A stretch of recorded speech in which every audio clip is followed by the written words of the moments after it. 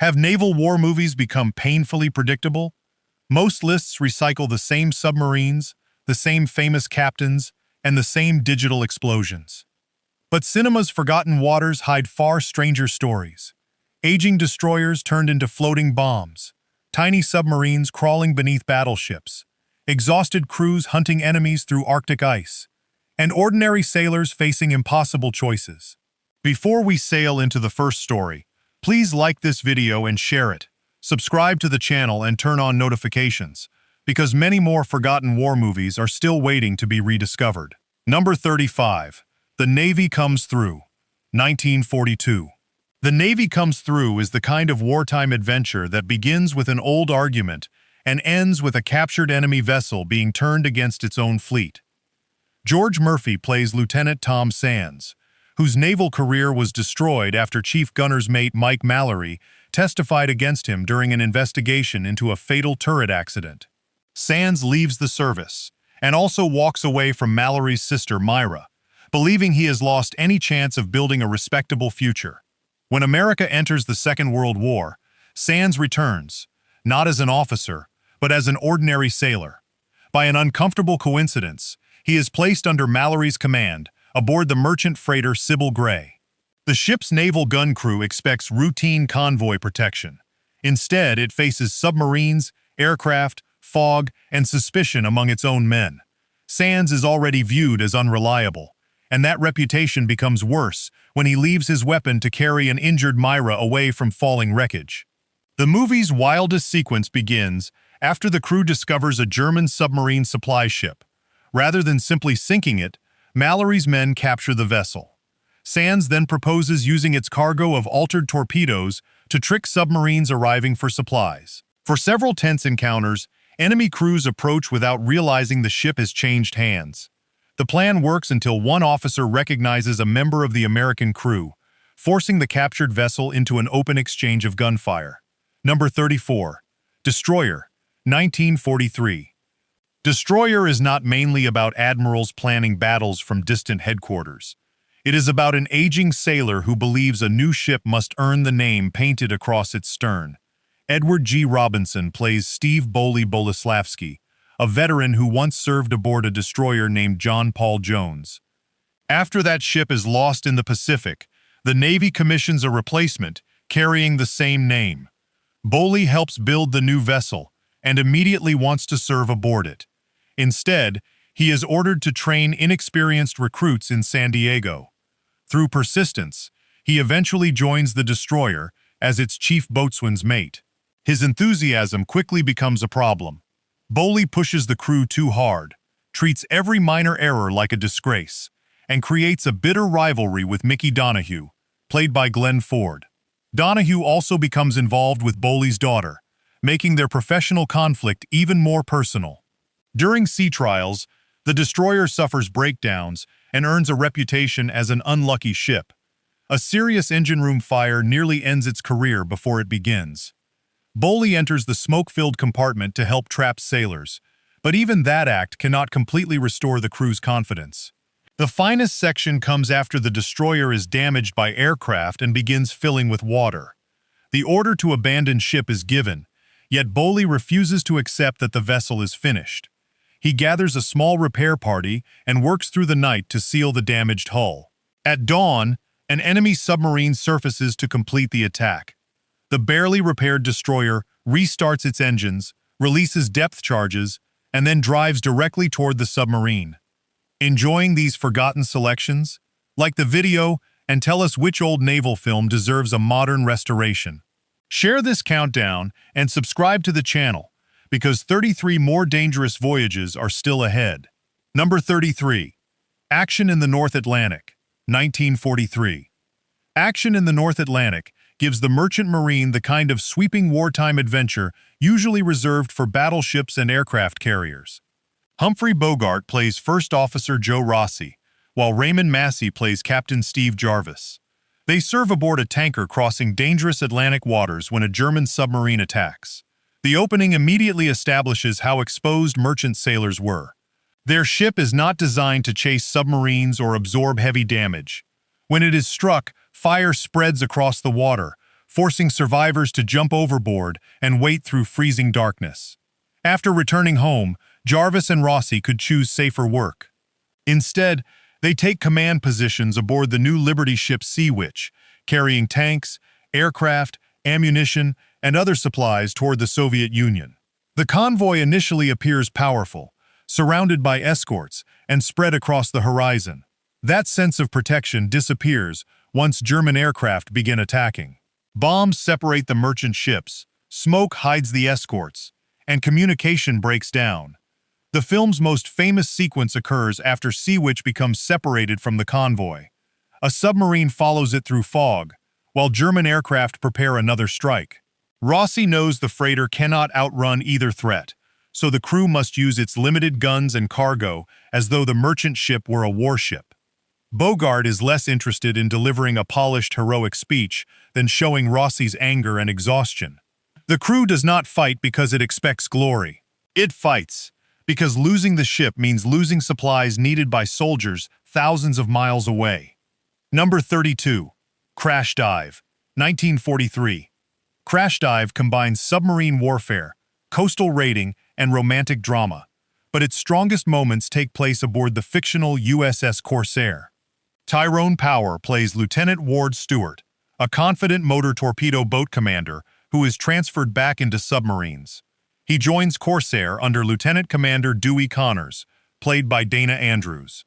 The two officers respect each other at sea, but unknowingly become romantic rivals on shore. That subplot occupies a large part of the movie, yet the naval story becomes more interesting when Corsair begins hunting German commerce raiders in the North Atlantic. The submarine's patrol reveals that Allied ships are being attacked far from the enemy's main ports. Stewart suspects the raiders are receiving fuel, torpedoes, and repairs from a concealed base somewhere along the coast. One of the best action sequences begins when Corsair stalks a German vessel through poor visibility. The submarine crew prepares its torpedoes in near silence, knowing that one careless movement could reveal their position. After firing, they dive while escorting ships answer with depth charges. The pressure inside Corsair is presented through shaking equipment, leaking compartments, and sailors listening to explosions moving steadily closer. Eventually, the crew discovers a hidden installation carved into a coastal cliff. Instead of attacking from a safe distance, Stewart leads a landing party into the base. The submariners sabotage equipment, while German forces close off their escape route. The final withdrawal combines gunfire from shore, the submarine's deck weapons, and an urgent dive before enemy aircraft arrive. Number 31. Task Force, 1949. Task Force is not built around one famous engagement. It tells the much larger story of how the aircraft carrier changed naval warfare. Gary Cooper plays Jonathan Scotty Scott, a young naval officer who becomes convinced that aircraft operating from ships will eventually decide battles at sea. Many senior officers disagree. They consider battleships the true center of naval power and view early carrier aircraft as fragile machines with limited range, unreliable engines, and pilots who appear almost reckless.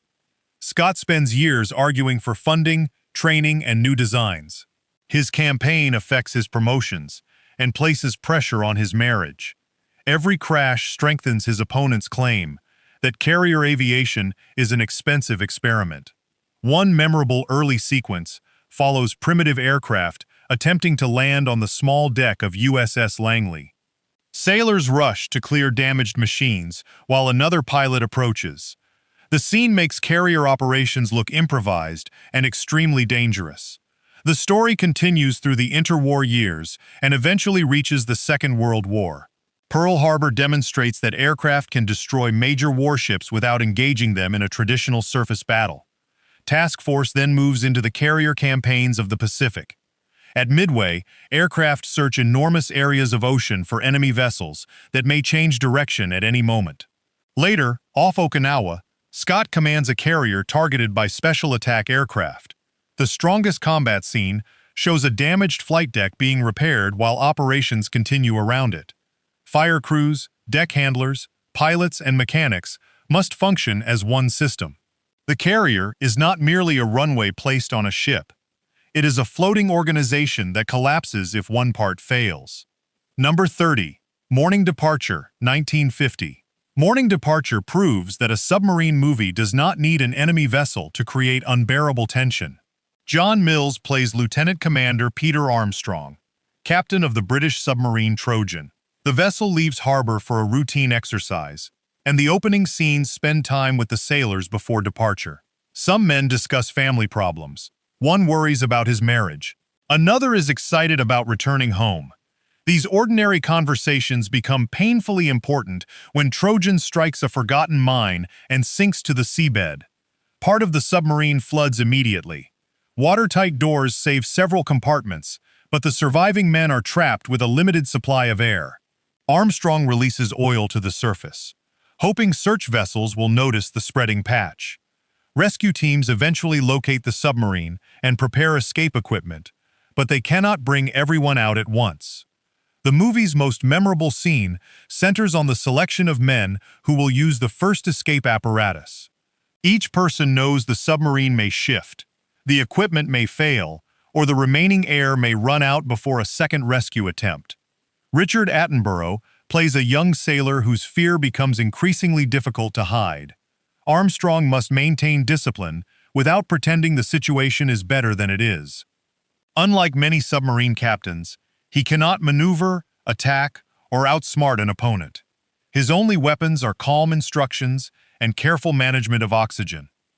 The final act becomes especially cruel when the rescue operation appears close to success, only for new damage to reduce the number of men who can escape. Released in America as Operation Disaster, the film was based on a stage play, which explains its concentration on dialogue and confined spaces. Instead of treating the crew as anonymous uniforms, Morning Departure gives them private lives, then forces the audience to watch time slowly close around them. Number 29. The Frogmen, 1951. Long before modern Special Forces movies became common, the Frogmen introduced audiences to the work of the United States Navy's underwater demolition teams. Richard Widmark plays Lieutenant Commander John Lawrence, who is assigned to lead an experienced team after its popular former commander is lost during an operation. The men do not welcome Lawrence. They consider him too strict, too distant, and unable to replace the officer they trusted. Their resentment becomes dangerous because underwater demolition requires complete confidence between every member of the unit. The team's mission is to swim ahead of amphibious landings, locate mines, examine reefs, and destroy obstacles that could trap landing craft under coastal fire.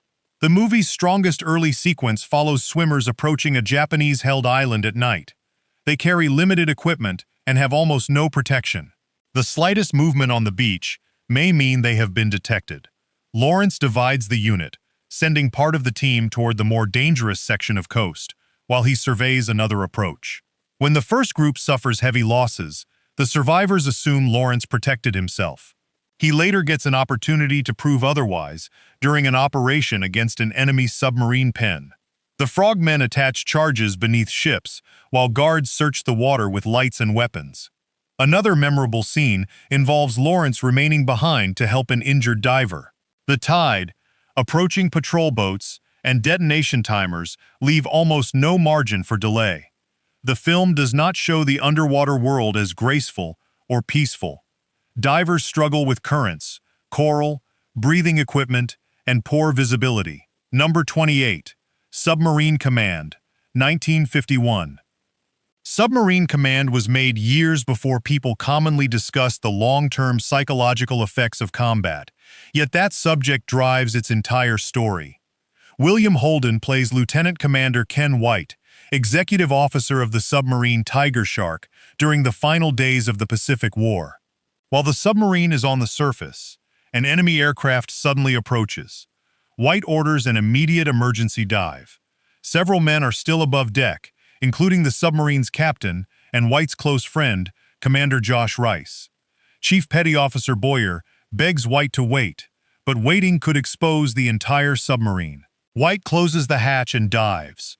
The men left outside do not return. The war ends shortly afterward, preventing White from proving himself during another patrol. Instead of feeling relieved, he becomes convinced that the crew sees him as the man who abandoned its captain. The movie's most powerful scenes occur after White returns home.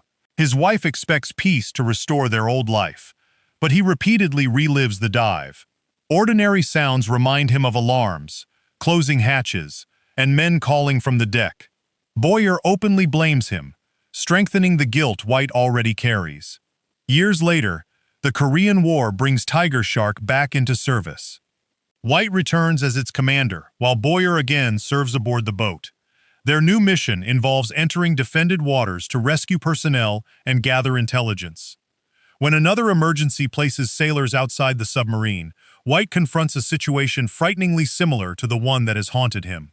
The climax does not suggest that courage means ignoring risk. Instead, White must prove that his original order was made to save the greatest number of men, even though that fact cannot remove the personal cost. Number 27. Away All Boats, 1956. Away All Boats focuses on a type of vessel that appears in many war films but rarely becomes the main character: the amphibious attack transport. Jeff Chandler plays Captain Jebediah Hawks, commanding officer of the fictional USS Belinda. The ship is launched late in the Second World War and must quickly transform an inexperienced collection of officers and sailors into a working crew. Belinda carries troops, landing craft, medical teams, supplies, and vehicles. Its purpose is not to defeat an enemy fleet in a dramatic gun duel. It must stop offshore, lower dozens of small boats, organize landing waves, and recover damaged craft while coastal fighting continues. Lieutenant Dave McDougal is responsible for the boat crews. He and Hawks repeatedly clash because the captain demands perfection, while McDougal understands that many of his young operators are learning under combat conditions. A standout sequence shows landing craft circling in confusion during an exercise. Engines fail, signals are misunderstood, and boats cross each other's paths. The disorder seems almost humorous until the same procedures must be performed beside an enemy-held island. During the later landings, artillery strikes the water around the small craft, while Belinda remains exposed offshore. Medical teams receive casualties, damaged boats return, and another wave must leave before the previous one is fully recovered. The film's most famous scene occurs during an aircraft attack near Okinawa. A special attack plane dives toward Belinda as anti-aircraft crews attempt to stop it. The collision tears into the ship and badly injures Hawks, forcing less experienced officers to take control while fires spread. The scene was considered effective enough to be reused in the 1976 version of Midway.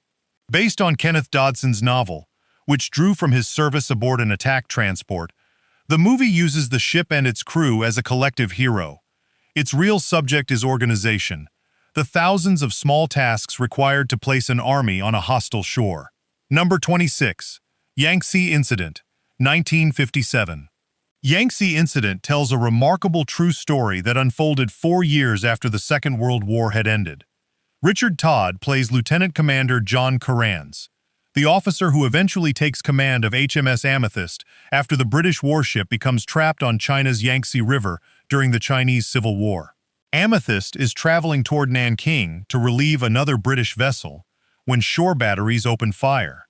At first, the crew believes the shells are part of fighting between communist and nationalist forces. That assumption disappears when accurate fire strikes the ship. The bridge is damaged, senior officers are lost, steering becomes difficult, and Amethyst runs aground. One of the film's most effective sequences follows sailors attempting to return fire while surrounded by open riverbanks. Unlike a battle at sea, there is no horizon into which the ship can escape. Guns can target it from both sides of the river. Other Royal Navy vessels attempt to help, but are also forced back. Amethyst is refloated, yet it remains trapped upriver, while diplomatic negotiations continue for weeks. Supplies become limited, heat fills the compartments, and the crew must avoid any action that could be interpreted as expanding the conflict. The final escape is the film's famous scene.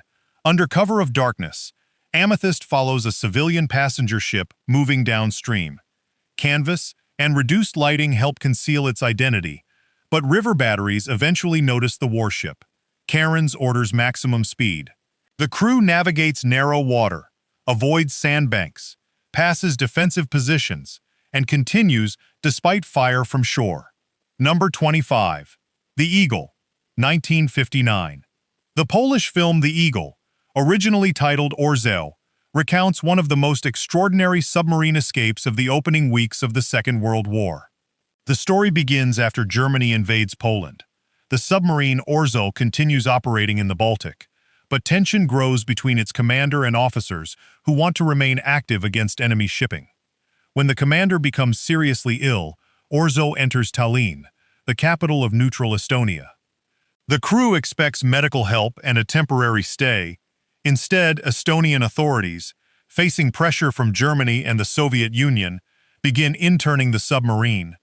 Guards remove navigation charts, weapons, and important equipment. The crew understands that remaining in port may remove Orzeł from the war entirely. The movie's most memorable section follows the escape preparations. Polish sailors secretly damage harbor equipment, study guard routines, and calculate how to move a large submarine through the entrance without proper charts. Once Orzeł breaks free, coastal guns open fire. The submarine dives into the Baltic, but escape from Tallinn is only the beginning. Without charts, the navigator must recreate routes from memory. Mines, shallow water, patrol vessels, and identification problems make every mile dangerous. The crew must also decide what to do with Estonian guards who were still aboard when the submarine escaped. The film avoids turning the sailors into effortless heroes. Arguments over command, duty, and survival continue inside the crowded vessel. Because the real Orzeł later disappeared during the war, its sister submarine Semp portrayed it in the movie. That use of a closely related vessel gives the cramped interiors and exterior scenes rare credibility. Number 24. HMS Defiant, 1962. HMS Defiant, released in America as Damn the Defiant, combines naval warfare with the conditions that helped produce the Spithead Mutiny of 1797. Alec Guinness plays Captain Crawford, commander of the fictional frigate Defiant, during Britain's war with revolutionary France. Dirk Bogarde plays Lieutenant Scott Paget, the ship's cruel first officer. Crawford believes discipline must be firm but controlled. Scott Paget treats sailors as objects to be punished, using his position to humiliate men who cannot answer back. The conflict becomes personal because Crawford's son serves aboard the ship. Scott Paget understands that harming the young officer gives him power over the captain. Below deck, sailors secretly organize. Their complaints are not about avoiding battle. They want better food, fair pay, humane treatment, and protection from officers who use punishment without limits. Anthony Quayle plays Vizard, one of the men coordinating the movement. He must convince angry sailors to remain disciplined long enough for their demands to be taken seriously. The movie's standout sequence begins when Defiant encounters a French frigate while rebellion is spreading through the crew. The sailors dislike their officers, yet an enemy ship is preparing to attack them all. Crawford must fight a naval engagement without knowing whether orders will be obeyed. Gun crews load and fire through smoke, while the conflict below deck threatens to erupt at any moment. Later, the men seize control of the ship, but continue operating it with remarkable order. Their action is shown not as mindless lawlessness, but as the final response to repeated mistreatment. Shot in widescreen color, the film makes strong use of gun decks, rigging, cramped mess areas, and the social distance between officers and sailors. Number 23. The Battle of the Japan Sea, 1969. The Battle of the Japan Sea brings the Russo-Japanese War to the screen, with enormous miniature fleets and Toshiro Mifune as Admiral Heihachiro Togo. Set during the conflict of 1904 and 1905, the movie follows Japan's effort to defeat Russian naval power around Port Arthur, while preparing for a much larger fleet approaching from Europe. The Russian Baltic Fleet has traveled thousands of miles to reach East Asian waters. Its crews are exhausted, its hulls are damaged by the long voyage, and its commanders must reach Vladivostok before Japanese forces can intercept them. Togo understands that Japan may not receive another opportunity. If the Russian fleet survives, the entire direction of the war could change. The film spends time on reconnaissance, wireless reports, coal supplies, formation planning, and the uncertainty surrounding the Russian route. Its famous battle sequence begins when Japanese lookouts finally locate the Russian ships near Tsushima. Togo orders his fleet to turn across the enemy's path, a dangerous maneuver that temporarily exposes each Japanese ship while it changes direction. Once the turn is completed, Japanese battleships concentrate their fire on the leading Russian vessels. Smoke covers the sea, signal flags disappear, and damaged ships fall out of formation. The movie does not present the engagement as a quick exchange. It becomes a long collapse, involving battleships, cruisers, destroyers, torpedo boats, and confused night fighting. Special effects director Eiji Tsuburai's team reportedly constructed more than 100 ship miniatures, including a much larger model of the Japanese flagship Mikasa. The scale of the models allows the camera to show entire formations rather than isolated ships. Number 22. The Commander of the Lucky Pike, 1972. The Commander of the Lucky Pike offers a Soviet perspective on submarine operations in the freezing waters around Murmansk. Pyotr Velyaminov plays Captain Alexei Strogov, commander of submarine Shieshi 721. His boat has survived so many dangerous missions that sailors begin calling it lucky. Strogov does not trust luck. He experiments with a method of firing torpedoes without relying on the usual visual reference through a periscope. Other officers consider the technique too uncertain, but Strogov believes it may allow attacks while reducing the submarine's exposure. The story is set in 1942, as German forces threaten the northern supply routes. Strogov's crew is assigned to attack transports carrying troops, ammunition, and equipment. An early action sequence shows the submarine approaching a convoy beneath rough Arctic water. Ice, poor visibility, and escort vessels make a normal periscope attack extremely dangerous. Strogov calculates the target's movement and fires using his experimental method. The movie becomes more intense when Shieshi 721 rescues survivors from another Soviet submarine. Its already crowded compartments fill with additional sailors, placing pressure on air, food, and movement. German ships then begin a prolonged pursuit. Depth charges damage systems and force Strogov to settle the submarine on the seabed. The finest sequence takes place as oxygen begins disappearing. Sailors speak more slowly, machinery becomes difficult to operate, and the crew understands that enemy vessels are waiting above. Strogov develops a final plan to raise the submarine without immediately revealing its position. Saving the boat requires him to accept a personal cost that the rest of the crew does not initially understand. Number 21. The Imperial Navy, 1981. The Imperial Navy is an ambitious Japanese epic that follows the Pacific War through naval officers, pilots, shipbuilders, and families waiting at home. The story begins before Japan enters the Second World War.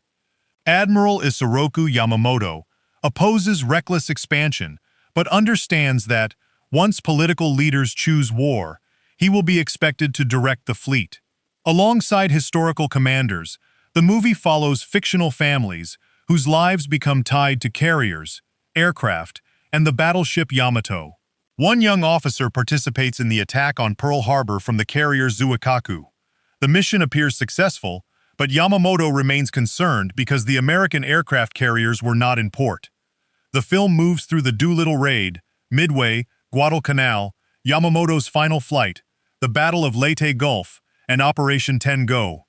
And its midway sequence shows how quickly a carrier fleet can change from a powerful striking force into a group of burning ships. Japanese aircraft wait to be armed, while incoming American bombers appear overhead. Fuel lines, weapons, and parked planes turn the flight decks into dangerous spaces. Another major scene follows Zuikaku off Cape Engano. The carrier, once part of Japan's early victories, is used as a decoy to draw American forces away from the main fleet. The emotional center is the final voyage of Yamato. Sailors know the ship lacks enough air cover and fuel for a normal return. Yet they prepare the battleship and sail toward Okinawa. Aircraft arrive in waves, attacking from different directions, while damage control teams struggle below deck. The sinking is viewed not as a clean, heroic conclusion, but as the destruction of sailors trapped inside a strategy that has already failed. The film occasionally simplifies events, especially around Leyte Gulf, but it remains a rare, large-scale Japanese account of naval defeat. Rather than ending with victory, it closes on families whose futures continue after the fleet has disappeared. Number 20. Sea Without Exit, 2006.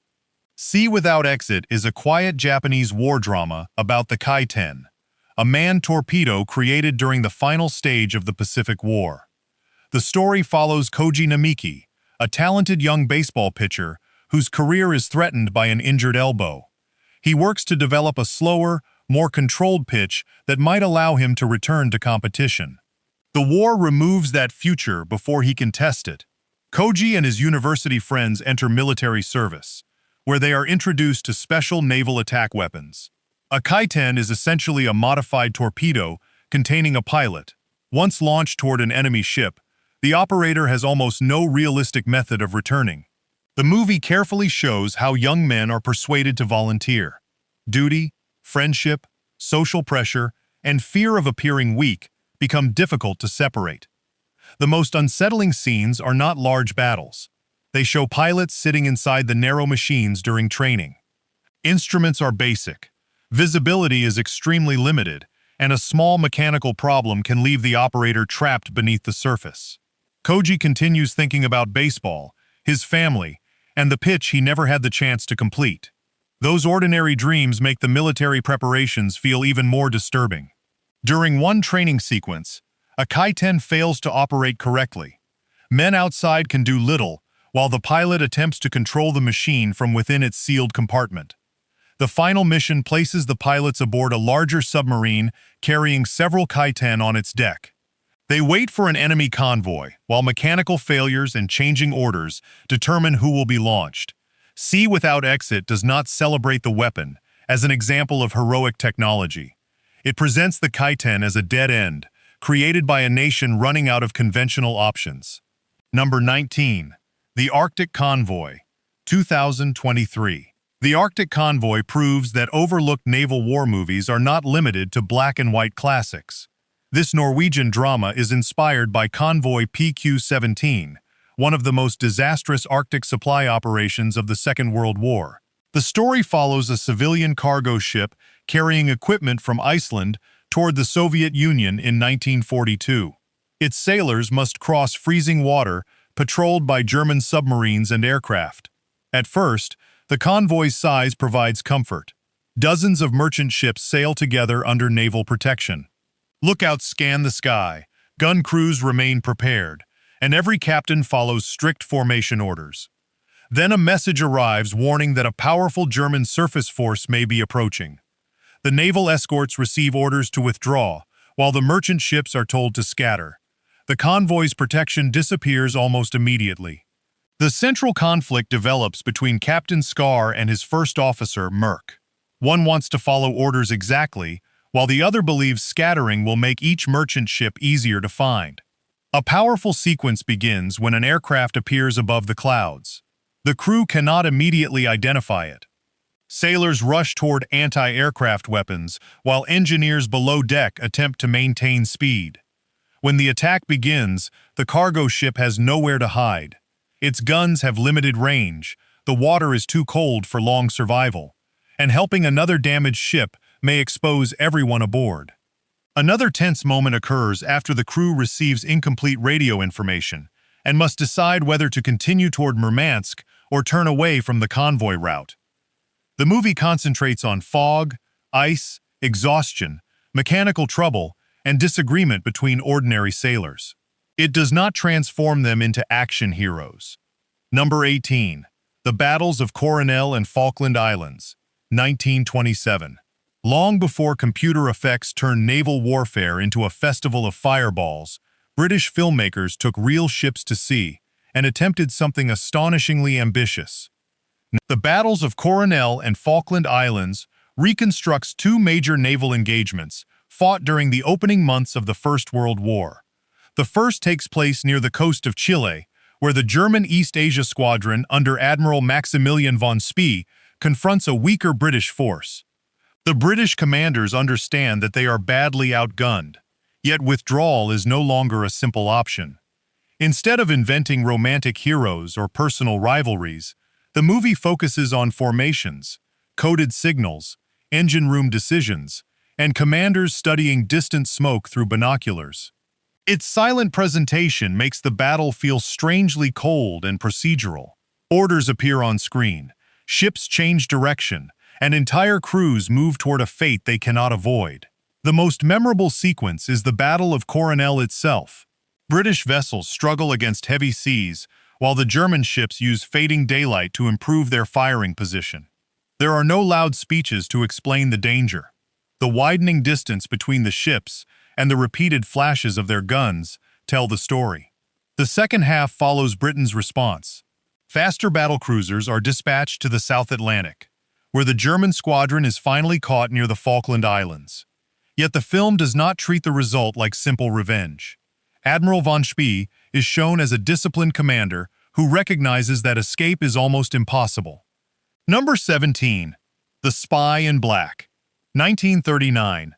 The Spy in Black is technically a naval espionage thriller, but its entire story is powered by one terrifying question. What happens when a submarine commander must fight a battle before he ever reaches his boat?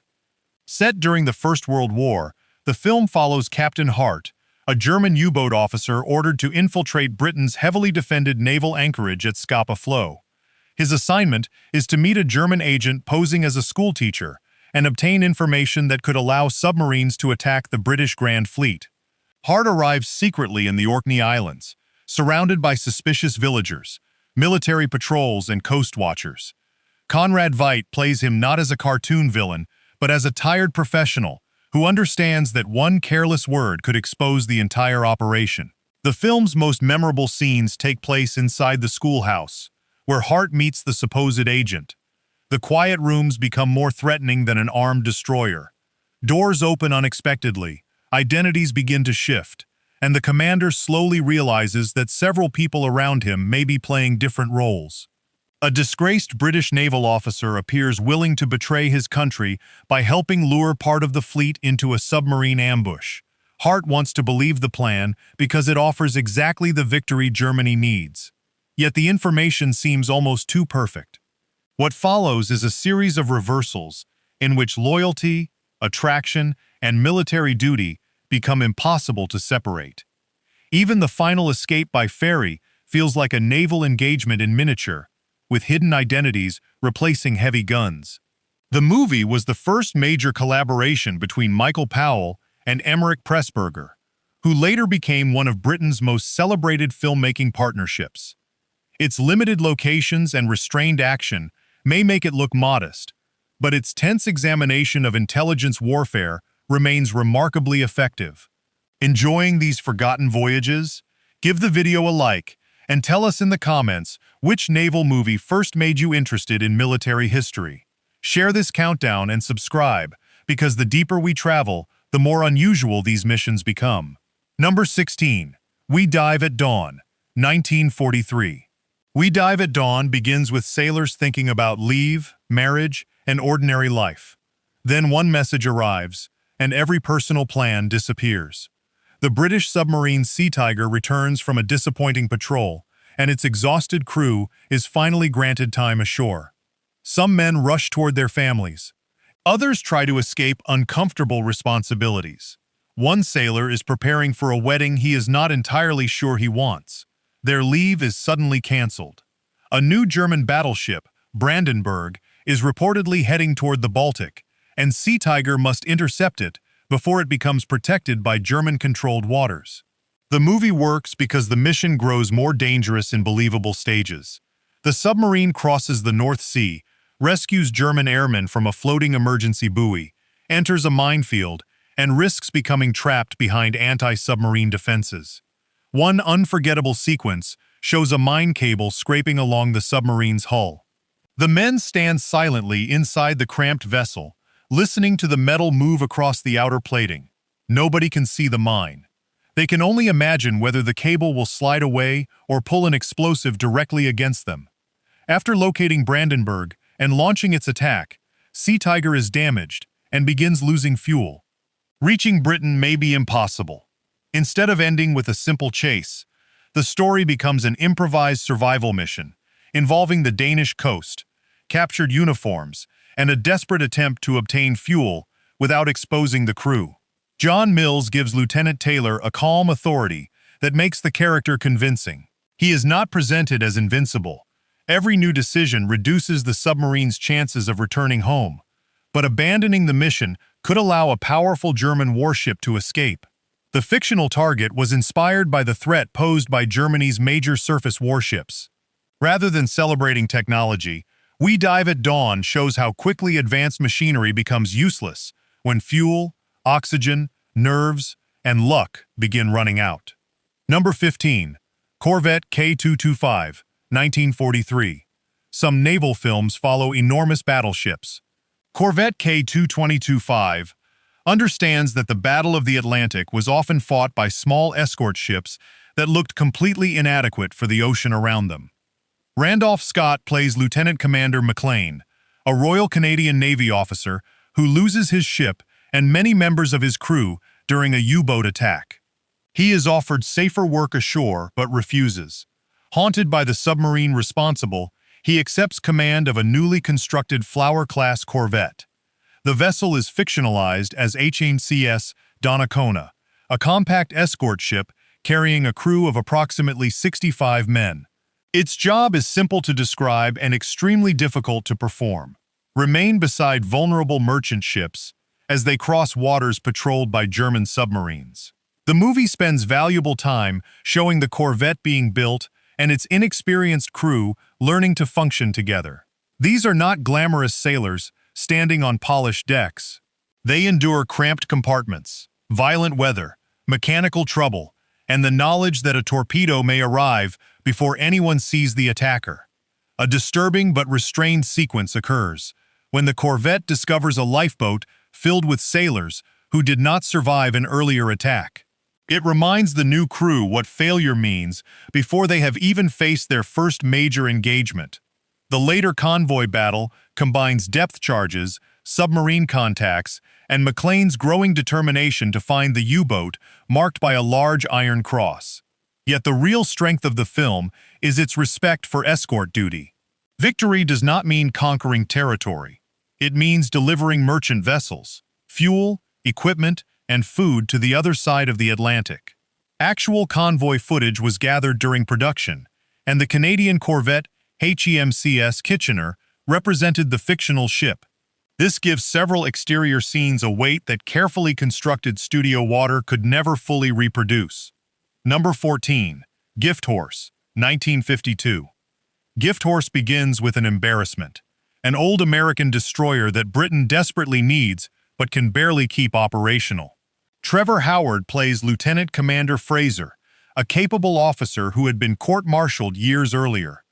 Wartime shortages bring him back into service, where he is given command of HMS Ballantrae, an aging four-funnel destroyer transferred from the United States. The ship leaks, breaks down, and struggles to keep pace with modern vessels. Its crew is assembled from men who appear almost as unwanted as the destroyer itself. However, difficult convoy assignments gradually turn them into a disciplined fighting unit.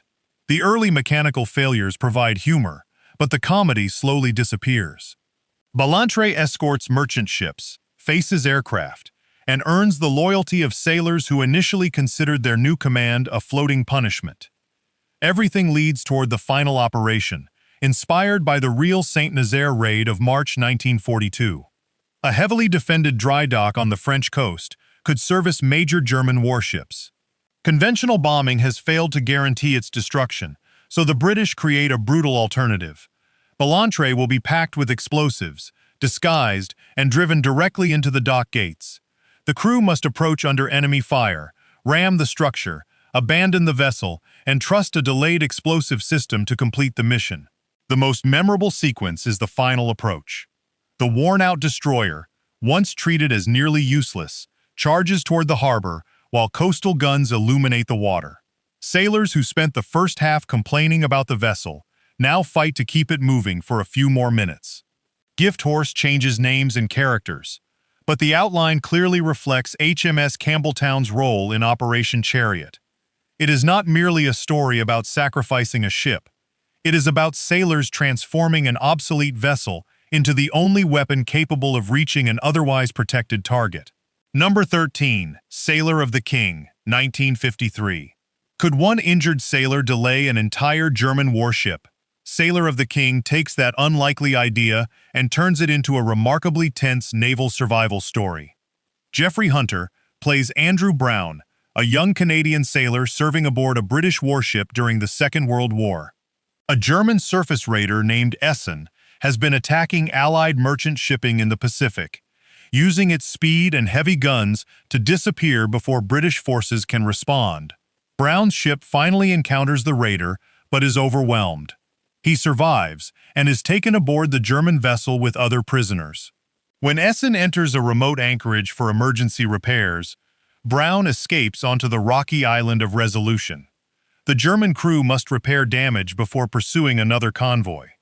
Brown realizes that every hour he can delay them increases the possibility that British cruisers will arrive. The movie's standout sequence begins when Brown finds a rifle and starts firing from the cliffs. He targets sailors attempting to repair damaged machinery on the exposed deck. German troops climb onto the island to locate him, turning the naval film into a lonely hunting game across steep rocks. Brown is hungry, injured, and running out of ammunition. The German captain cannot simply sail away, because the ship still requires repairs, but every attempt to capture the hidden marksman costs additional time. Michael Rennie plays British Admiral Richard Saville, who is pursuing Essen without knowing that the sailor delaying the raider may have a personal connection to him. The film adds a family story involving Saville and Brown's mother, but the isolated action on Resolution remains its strongest material.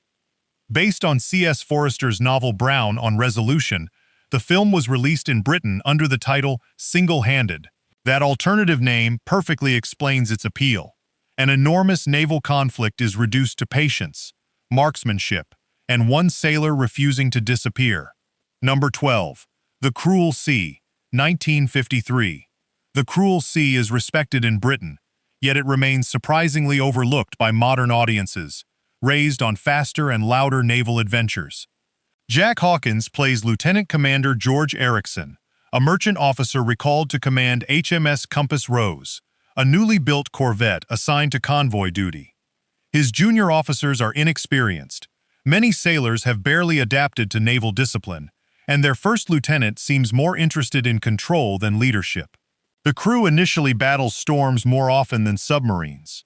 Once German forces gain access to ports along the European coast, U-boats can operate farther into the Atlantic, and every convoy becomes a moving field of possible targets. The film follows years rather than one mission. Sailors become more capable, relationships form, merchant ships disappear, and the crew learns that successful escort duty often means continuing forward after witnessing losses they are powerless to prevent. Its most famous and painful scene comes when Erickson detects a U-boat beneath survivors floating in the water. Dropping depth charges may destroy the submarine, but the explosions will also place the men above it in terrible danger.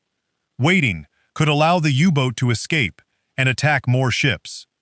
Erickson gives the order. The moment is presented without triumphant music. His decision is militarily understandable, emotionally unbearable, and impossible to reverse. That conflict captures the entire movie. Compass Rose is eventually torpedoed, forcing its surviving crew into the water they had spent years crossing. Erickson later receives command of a frigate and returns to convoy duty because the war leaves little time for grief. Nicholas Montserrat's source novel drew from his own Atlantic service. A genuine Flower-class corvette was found to portray Compass Rose, helping the film reproduce the rolling decks and confined spaces of these escort vessels. The result is less a battle adventure than a long study of responsibility under pressure. Number 11. Above Us the Waves, 1955. Above Us the Waves asks viewers to imagine entering a tiny underwater craft, crossing defended waters, and parking directly beneath one of Germany's most powerful battleships. The British Admiralty is deeply concerned about Tirpitz, anchored inside a Norwegian fjord. Even when the ship is not sailing, its existence forces Britain to hold major warships in reserve and threatens convoys traveling toward the Soviet Union. John Mills plays Commander Fraser, who believes unconventional underwater weapons can reach the battleship. Senior officers dismiss his ideas, so Fraser's volunteers demonstrate their ability by secretly attaching dummy mines to a British vessel. Permission is finally granted. The first attempt uses human torpedoes known as chariots. Divers ride these small machines through freezing water while carrying explosive charges. The operation fails, but Fraser refuses to abandon the idea. His men begin training with X-craft, midget submarines so cramped that every movement becomes difficult. The most memorable section follows 3 X-craft entering the fjord. They must pass nets, patrol boats, mines, and lookouts before placing explosive side charges beneath turrets. Mechanical problems increase inside the vessels, while the enormous battleship sits above them like a steel ceiling. One damaged craft cannot escape. Its crew understands that surfacing may alert the Germans before the charges detonate. Other crews scuttle their submarines and are captured after completing their assignments. The restrained reaction of Tirpitz's captain provides an unusual moment. Rather than treating the captured submariners with contempt, he recognizes the courage required to approach his ship in such fragile machines. The film combines elements from Operation Tidal and Operation Source, 2 real British efforts against Tirpitz. Some events were simplified or fictionalized, but original wartime equipment was reportedly used during production. Its careful training scenes make the final underwater approach feel earned rather than magically successful. Number 10. The Battle of the River Plate, 1956. The Battle of the River Plate is not completely forgotten, but it is far less celebrated than its extraordinary naval production deserves. During the opening months of the Second World War, the German pocket battleship Admiral Graf Spee attacks Allied merchant vessels across the South Atlantic. Its combination of speed, long-range guns, and careful raiding makes it difficult to locate and even harder to stop. A British force consisting of HMS Exeter, Ajax, and Achilles finally encounters the German ship near the River Plate. On paper, Graf Spee possesses the advantage. British Commodore Henry Harwood therefore makes a dangerous choice: divide his cruisers and attack from different directions, forcing the German gunners to split their attention. The battle sequence lasts for nearly 20 minutes. Ships maneuver across open water while range information, damage reports, and firing orders move between bridges and gun positions. Unlike many naval movies, the vessels do not appear to be parked conveniently beside each other. Distance is part of the drama. HMS Exeter receives severe damage, but its continued resistance prevents Graf Spee from concentrating entirely on the 2 lighter cruisers. The German ship eventually enters Montevideo for repairs. The second half becomes a battle of information. Neutrality laws limit how long Graf Spee can remain in port. British agents spread misleading reports suggesting that a much larger force is waiting outside. Captain Hans Langsdorff must decide whether to fight, remain trapped, or deny Britain the prize. Peter Finch gives Langsdorff restraint and dignity, preventing the character from becoming a simple enemy commander. Michael Powell and Emmerich Pressburger filmed with real warships, although modern vessels sometimes stood in for their historical counterparts. The result is a colorful, unusually clear explanation of how maneuver, diplomacy, intelligence, and public perception combined to decide one of the war's earliest naval confrontations. Number 9. The Silent Enemy, 1958. The Silent Enemy explores a part of naval warfare that rarely receives an entire film: the underwater struggle between divers, mines, and manned torpedoes. After Italian frogmen damage British battleships at Alexandria, naval commanders fear the same weapons may be used against Gibraltar. The harbor is essential to British operations in the Mediterranean, yet its defenses are designed to stop ships and aircraft, not individuals moving beneath the surface. Lawrence Harvey plays Lionel Buster Crabbe, a bomb disposal officer assigned to build an underwater defense team. His volunteers are not polished commandos. They must learn diving techniques, develop physical endurance, examine unfamiliar equipment, and enter dark water, where visibility can disappear completely. Italian specialist Antonio Tomolino operates from across the bay in neutral Spain. His men use an interned merchant ship, Ultera, as a secret base. An underwater opening allows frogmen and manned torpedoes to leave the vessel without attracting attention from authorities. The film's standout scenes involve crabs divers searching ship hulls for explosive charges. The men move slowly beneath enormous vessels, knowing an attacker may be only a few feet away. Because the breathing equipment produces limited warning, danger often appears as a shadow emerging from dirty water. Crab's team recovers an Italian manned torpedo and studies it, turning an enemy weapon into a possible means of counterattack. The climax sends British divers toward Ultera in a fictional preemptive operation designed to destroy the hidden workshop. The movie greatly simplifies and dramatizes real events, including underwater confrontations that did not occur exactly as depicted. However, it successfully communicates the strange nature of harbor defense, where a single attached charge could disable a valuable ship. Based partly on the wartime career of Lionel Crabb, the film appeared shortly after his mysterious 1956 disappearance during a Cold War diving operation. That real-world mystery gave the production an additional layer of fascination for contemporary audiences. Number 8. The Key, 1958. The Key may look like a wartime romance starring William Holden and Sophia Loren, but underneath that story is one of cinema's bleakest portraits of naval rescue duty. Holden plays David Ross, an American tugboat captain serving with the Canadian Army who is transferred into the Royal Navy. He is assigned to command WWII, a poorly armed rescue tug operating during the Battle of the Atlantic. These tugs enter areas where merchant ships have been attacked by submarines or aircraft. Their mission is to find crippled vessels, attach towing lines, and drag them towards safety. The tug crews know that U-boats may remain nearby, waiting for rescue ships to arrive. Trevor Howard plays Captain Chris Ford, an experienced tug commander who introduces David to the strange traditions surrounding their work. One tradition involves a key to a flat, occupied by Stella, played by Sophia Loren. The flat has passed between captains. When one man fails to return, another inherits the key and the responsibility of looking after Stella. The arrangement is less romantic than deeply unsettling, as everyone behaves as though the next loss has already been scheduled. The film's most effective naval sequence follows a tug approaching a damaged freighter that continues broadcasting distress signals. The repeated transmission reveals the ship's position, transforming the rescue into a possible trap. David's tug is attacked, and he eventually attempts to ram a submarine after ordering his crew away. The action is presented at close range, with the small tug appearing almost helpless against the open sea. Director Carol Reed uses fog, damaged machinery, cramped quarters, and Malcolm Arnold's score to create constant unease. The title does not refer to a secret code or strategic objective. It refers to an ordinary house key carried by men who expect someone else may soon need it. That grim symbol makes the key different from conventional naval adventures. Its sailors are not hunting glory.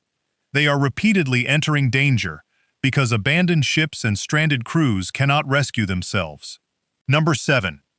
Torpedo Run, 1958.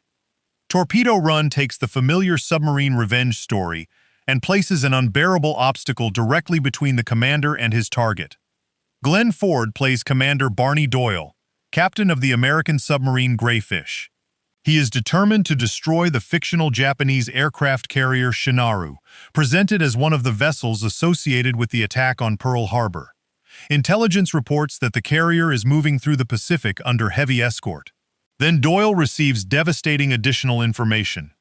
A nearby transport is carrying Allied prisoners, including his wife and child, who had been detained in the Philippines. The transport is positioned so close to Shinaru that firing at the carrier could also place the prisoners in danger. Doyle's executive officer, played by Ernest Borgnine, offers to direct the attack so his captain will not carry the decision alone. But command cannot truly be transferred that easily.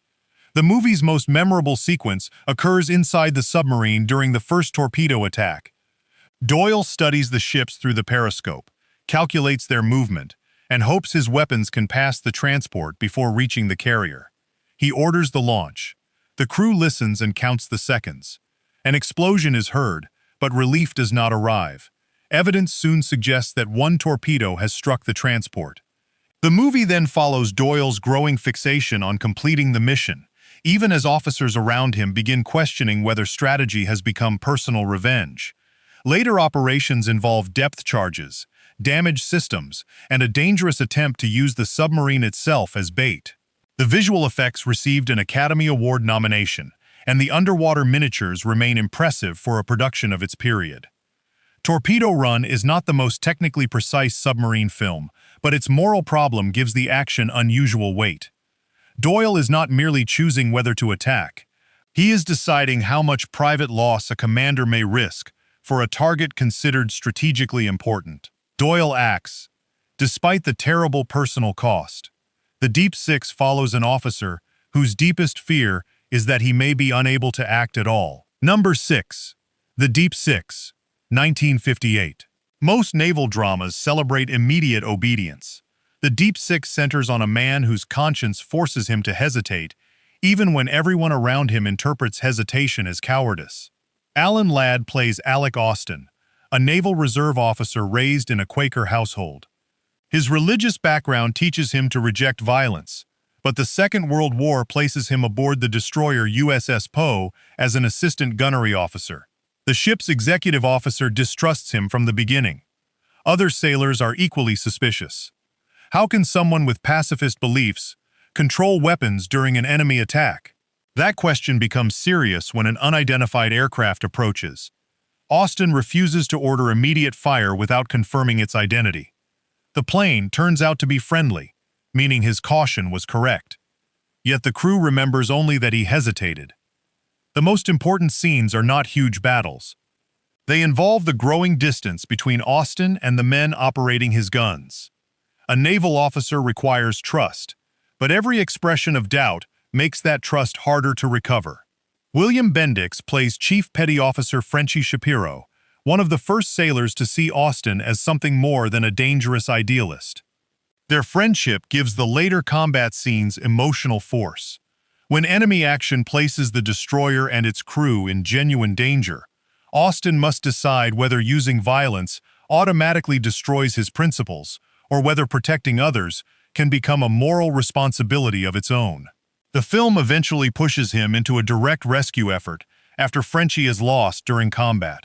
Austin's actions are brave, but the story does not pretend that one dramatic moment completely resolves his internal conflict. A real Fletcher-class destroyer, USS Stephen Potter, represented USS Poe, giving the exterior footage convincing scale. The movie is imperfect and sometimes overly romantic, but its central question remains unusual. Can a man trained to value peace become an effective officer without becoming someone he no longer recognizes? The Deep Six questions whether conscience weakens command. The Bedford incident shows what happens when a commander stops questioning himself entirely. Number 5. The Bedford Incident, 1965. The Bedford Incident may be the most frightening movie on this list because almost nothing in its disaster requires an evil mastermind. It requires only exhaustion, pride, and one misunderstood order. Richard Widmark plays Captain Eric Finlander, commander of the American destroyer USS Bedford during the Cold War. The ship patrols the Denmark Strait, searching for Soviet submarines moving between Greenland and Iceland. Sidney Poitier plays civilian photojournalist Ben Munsiford, who comes aboard expecting to profile an efficient naval commander. Instead, he discovers a ship operating under permanent psychological pressure. Finlander drives his crew relentlessly. Sonar operators work beyond exhaustion. Young officers are publicly criticized for minor errors. A former German U-boat commander serving as a NATO advisor warns that a cornered submarine becomes more dangerous, not less. When Bedford detects a Soviet submarine near Greenland, Finlander begins pursuing it. His orders do not authorize an attack, but he becomes obsessed with forcing the vessel to surface and identify itself. The submarine hides beneath ice and runs silently. Bedford's sonar operator begins experiencing exhaustion-induced confusion, but Finlander continues the hunt. The unforgettable final sequence begins when the Soviet submarine raises its snorkel. Bedford damages it, leaving the submarine exposed and unable to escape easily. Finlander orders the ship's anti-submarine rocket system prepared. He says that if the Soviet vessel fires one weapon, Bedford will fire one. A tired officer hears only the words, "Fire one." The rocket launches before anyone can stop it. As it arcs toward the submarine, the Soviet crew responds by releasing nuclear torpedoes. The final moments offer no heroic solution, only officers staring at the consequences of a confrontation that should never have reached that point. The film was designed as a serious counterpart to the nuclear satire of Dr. Strangelove. Its cramped black and white photography makes the destroyer feel like a pressure chamber where professionalism slowly turns into obsession. One accidental launch ends a Cold War chase. Submarine X-1 returns to World War II and rebuilds a shattered unit for one final attack. Number 4. Submarine X-1, 1968. Submarine X-1 is often dismissed as a minor adventure, but its training scenes and miniature underwater craft make it irresistible for viewers interested in unconventional naval operations. James Caan plays Lieutenant Commander Richard Bolton, the survivor of a failed midget submarine mission. Several men under his command did not return, and some naval officers suspect his decisions contributed to the outcome. Rather than removing him permanently, the Admiralty assigns Bolton to train a new group of volunteers. Their objective is to attack a powerful German battleship protected inside a Norwegian fjord. The film is loosely inspired by Operation Source, the real British midget submarine mission against Tirpitz.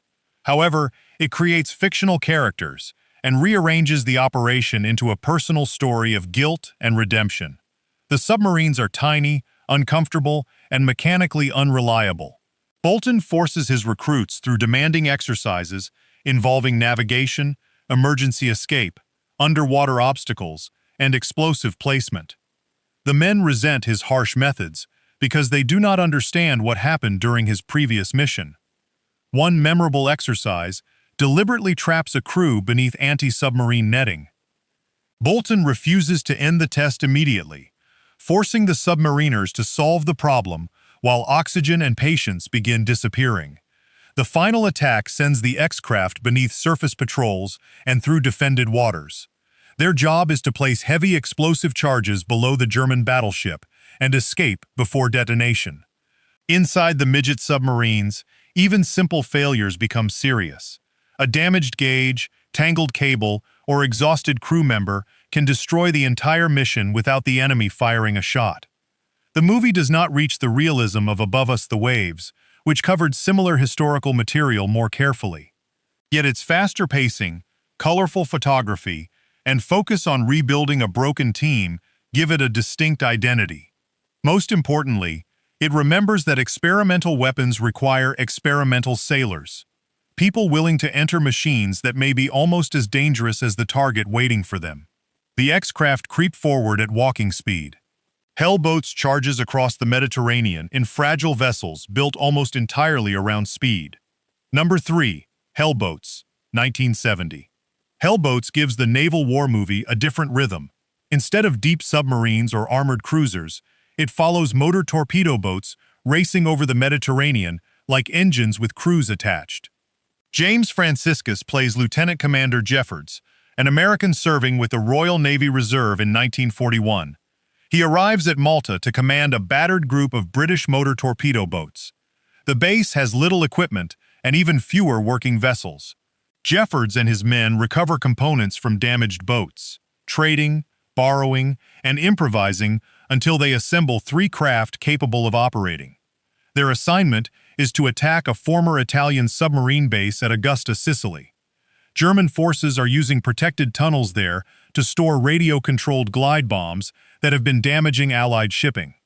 The mountain and submarine pens make conventional air attacks difficult. Jeffords therefore develops an operation combining speed, deception, and demolition.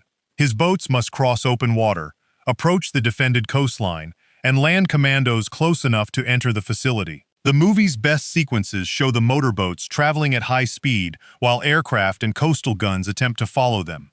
The boats bounce violently across the water, leaving their crews exposed behind thin hulls that offer almost no protection. Unlike a destroyer, an MTB cannot absorb repeated hits. Its defense is movement. The Malta setting gives the production sun-bleached harbors, stone fortifications, and open Mediterranean water. The romance subplot occasionally slows the operation, but the hardware and location work keep the film visually interesting. The plot is fictional rather than a reconstruction of one specific raid.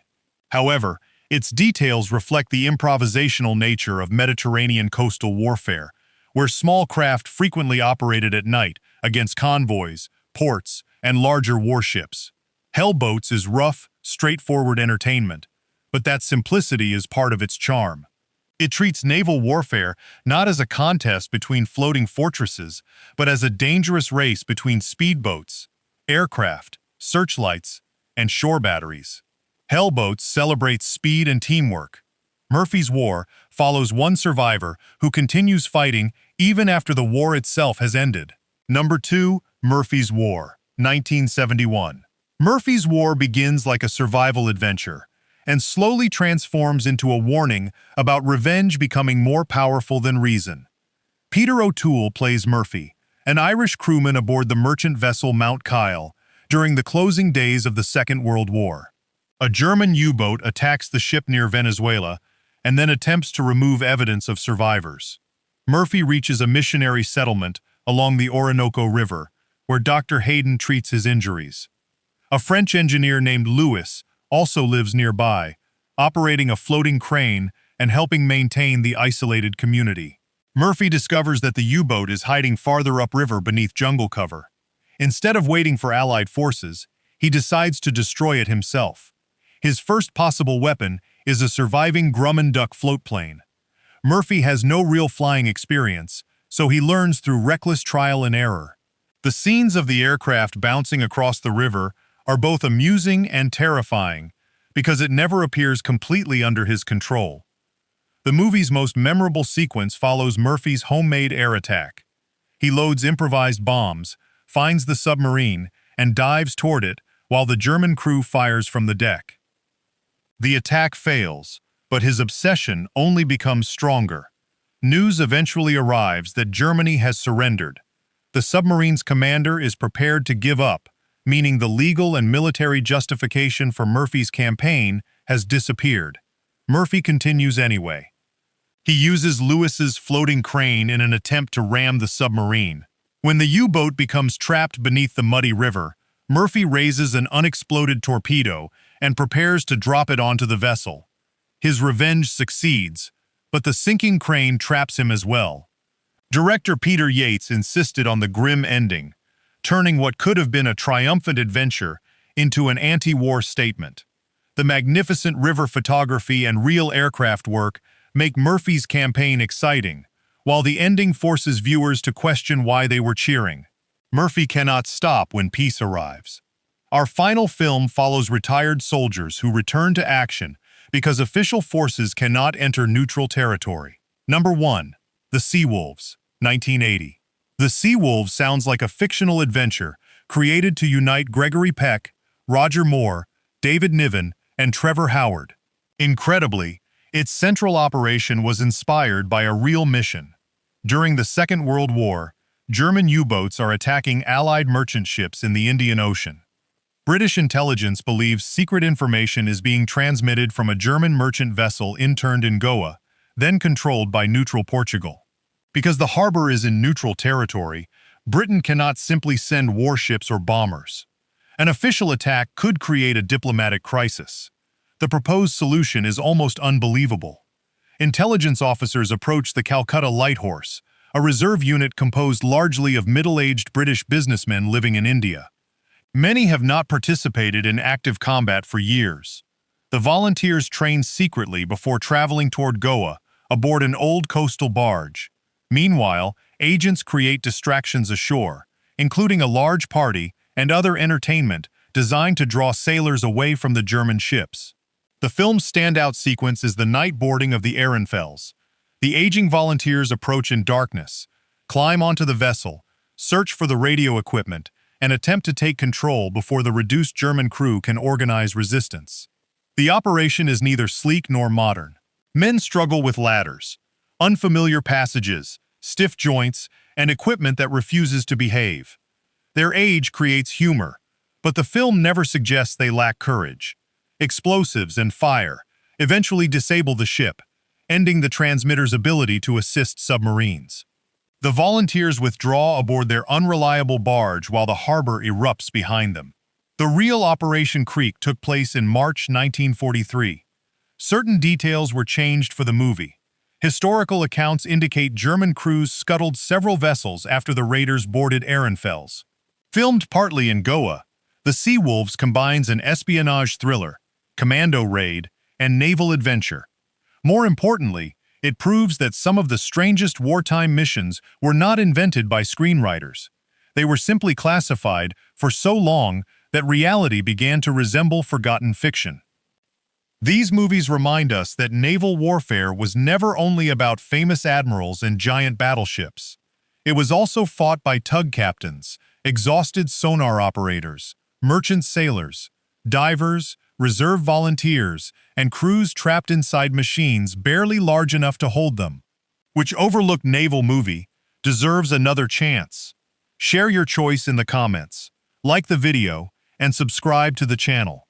Until our next forgotten mission, keep exploring the film's history nearly left beneath the waves.